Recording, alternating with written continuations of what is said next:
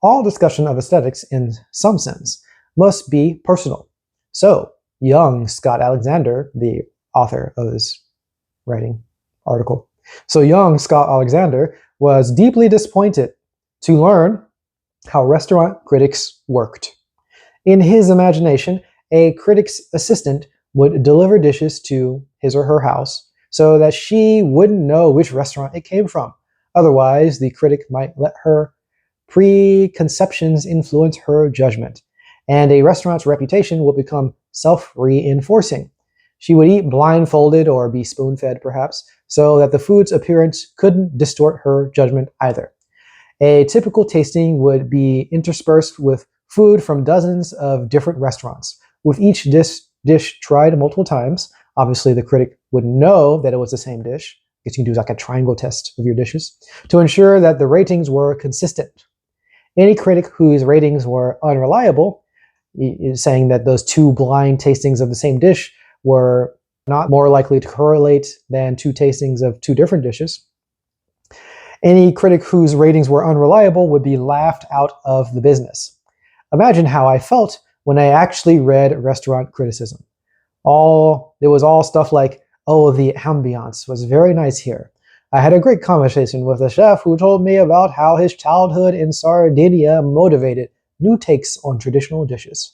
How could you be sure that the chef's personable manner wasn't influencing your impression of the food? Haven't you ever heard of the Pepsi paradox in psychology? I actually have not. What is the Pepsi paradox? I don't care.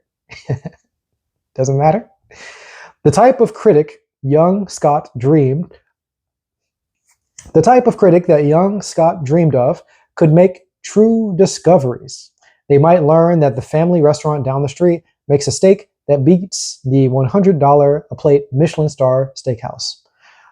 Probably the average claim like this isn't true, but perhaps there is some claim like this which is true, and they could learn it. The real-world restaurant critic who writes stuff about ambiance never will learn it. Even if they are honest and bold enough to risk their reputation on a crazy claim that would open them to ridicule and offend foodies everywhere, the placebo-esque effects of context and branding would bias them without their knowledge. They are doomed to repeat conventional wisdom, at the best shifting it a little around the edges. Okay, I gotta stop here for a second. We gotta think about this for a moment. We just gotta think about this for a moment, okay? Let's say that you have a critic who eats food blindfolded.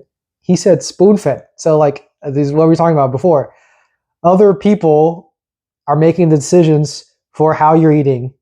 You don't even have the sort of interactive ability to chew and swallow. Like if we just go to the extremes, you only have literally your taste bud being stimulated. You know, you plug your nose also. Let's get ridiculous with it, okay? You got the mix of you have a dozen restaurants. You have all the food of a dozen restaurants. So you have the smell of all those things. You don't want that to distract you. So you have to plug your nose. And all you have is taste alone. Now that would be interesting to learn about taste and taste buds and like how you can have the taste, the five, sweet, sour, bitter, umami, whatever the last one is, I don't remember.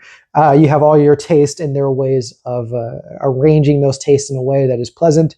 Surely you can learn something there that's interesting, and you can have greater appreciation of that alone. And I'm sure that would be great. And in fact, I would love to learn that.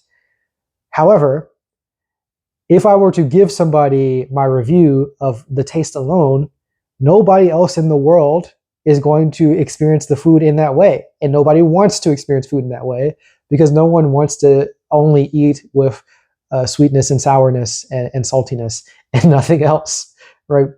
People want to go to a restaurant and enjoy the food at the restaurants, and they want to be able to smell things and hear things and so on. So a judgment of the taste, literally your taste buds alone, with no interaction, no ability to chew, no ability to choose what you're eating at the time, that doesn't mean anything to a regular person. It's not helpful for anybody. Okay, that's the first thing I want to say. Second thing I want to say, man, we got to talk about gastronomy and gastrophysics and but there's one, I think it's gastrophysics, neurogastronomy, whatever. What do those phrases mean? The thing that I want to say, like the idea of cross-modal interactions and the multisensory interactions, right? Like the fact that if you go to a Mexican restaurant and they have like the Mexican flag, it's going to change how you taste the tacos there. And if you have tacos at a Russian restaurant and they have a Russian flag, it's going to taste a little different. Something's going to be off. And that's not like a failure of your taste. That is a part of the experience of taste. And if you were to cook tacos at home, it would be better to wear a sombrero, put up the Mexican flag, hang a piñata, and have a mariachi band there, because it gets you in the mood in a way, and it adds to the flavor of the Mexican food that you're having. Okay, maybe that was a little ridiculous the way that I just explained that, but you get what I'm saying here. Okay, those things affect the things that you're eating. You also want to have the cutlery that you're using is affecting your food. The shape of the plates is also affecting your food. And if you're at a place that is paying attention to those things, that's going to be relevant, and you don't want to be like cut off from the fact that they're using nice cutlery and that they've got the plates colored in a particular way to match the dishes and so on. It doesn't make any sense to cut yourself away from all those things. It's almost as if saying that I want to do a review of a movie by only reading the dialogue from the screenplay and not actually watching the movie. And you're not even, let's say you don't even read who the dialogue is attributed to. You're not reading the actual screenplay. You're just reading the dialogue from the screenplay. You don't even know what the action is going on in the movie. You only have the dialogue. You only read the dialogue, and if the dialogue isn't good enough, then you just dismiss the entire movie, because you rate the movie poorly. And then people can go watch the movie, or they won't watch the movie based on your rating, because you've only rated the movie in this sort of narrow band of appreciation that no one actually ever cares about. It's not like people read the dialogue of a movie and then judge it based on that, right?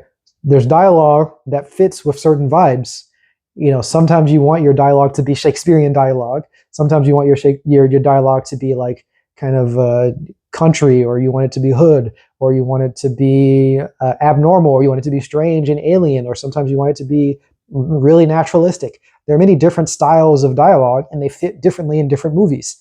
So you need the wider context, right? So food, the experience of food, is not just the taste, it's the wider context. It's all of it. It's all of it together.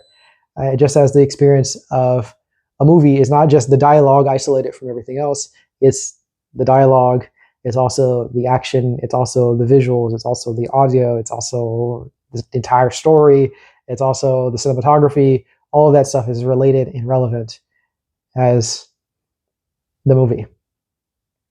Okay. That's a good example. I just thought about that on the fly. Okay, I'd never thought about that before. Screenplay, dialogue, in different contexts. That's a good one. I gotta write that one down for myself. That's a good one. Okay.